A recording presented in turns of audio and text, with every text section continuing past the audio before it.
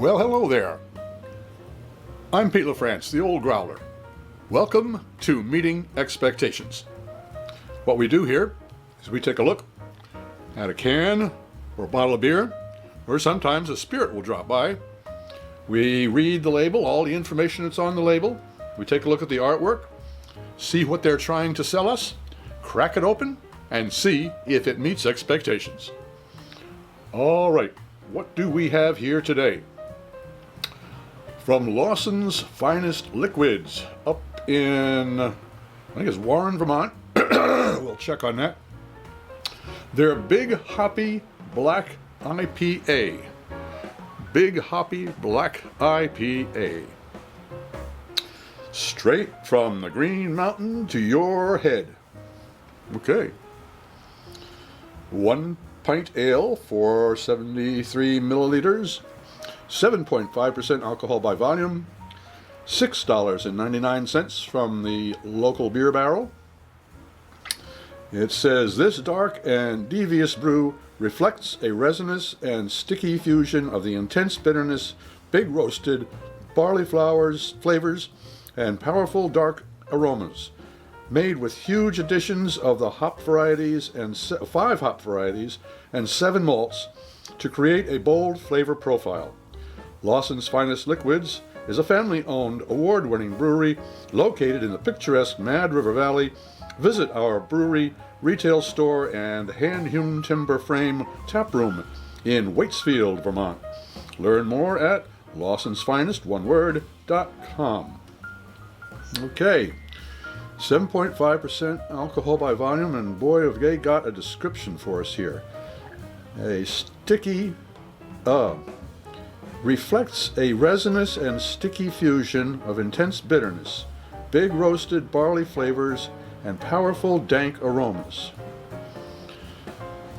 Well, that doesn't sound terribly inviting to me. This is going to be a challenge. 5 hop varieties and 7 malts.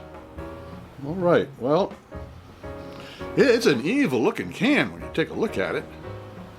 All right, keep cold, enjoy fresh.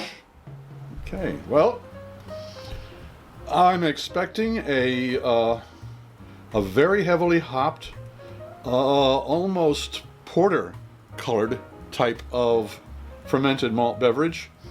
Certainly big on the hop bitterness and in the aromas, a very dank type of a thing. That's what I'm looking forward to, or that's what I'm expecting. All right, let's crack it open and see if it meets those expectations.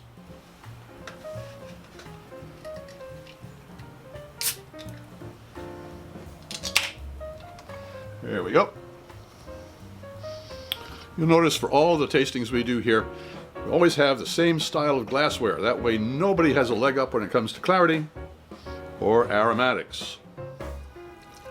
Yep, all right. It's pouring like a porter.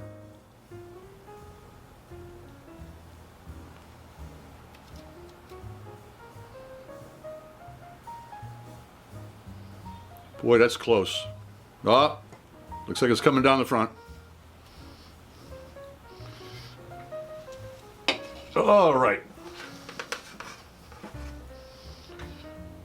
This is an IPA. All beers should be served at the correct temperature. Click on the banner above for more information on that. But in general, ales 50 to 55 degrees Fahrenheit and lagers 37 to 45 degrees Fahrenheit. Since this is an ale, I'm going around 50 to 55 degrees Fahrenheit, and I'm going to check it with my Lollipop Thermopen. There is a link in the description box below if you want some more information about this.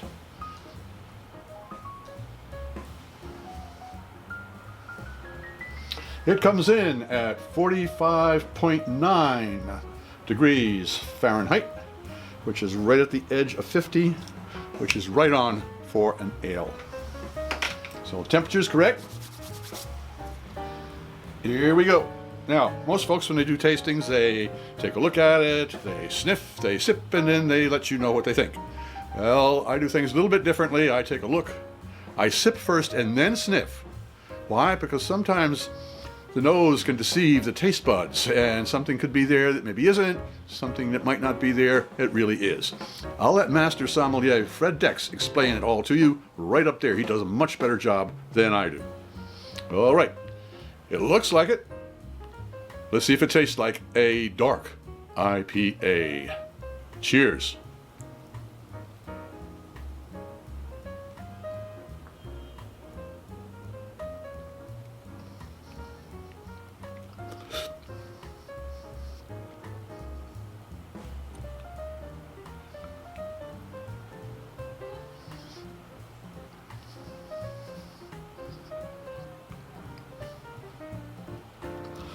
You'll notice I took 2 sips. The reason for that, the first sip is an acclimation sip. The taste buds are sitting there all nice and quiet. They don't know what's going to happen. All of a sudden they get hit with something pretty chilly and with all kinds of flavors, and they are caught unawares. So then they ask, please, can I have another? And that way they can explain to me what they're tasting. In this case, speak up, fellas.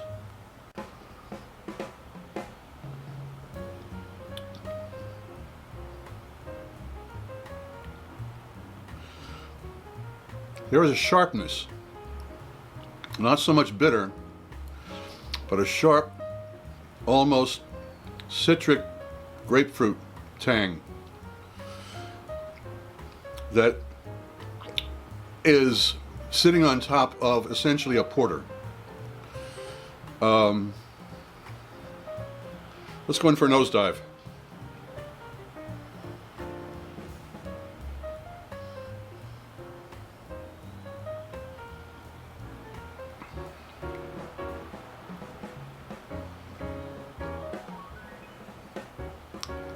There is a roasted grain malt in the aroma. A roasted, very roasted, not so much toasted, but almost kilned, heavily roasted malt in the aroma that you catch now in the flavors. Again, there's that sharp tang, but again, almost, if I didn't know any better, I would swear this was a porter. That's all there is to it. I mean, it doesn't kick me in the teeth. I was expecting to be really overwhelmed with hop, both in the flavor and in the aromatics. So, technically, from everything I read on here, it got me all psyched, and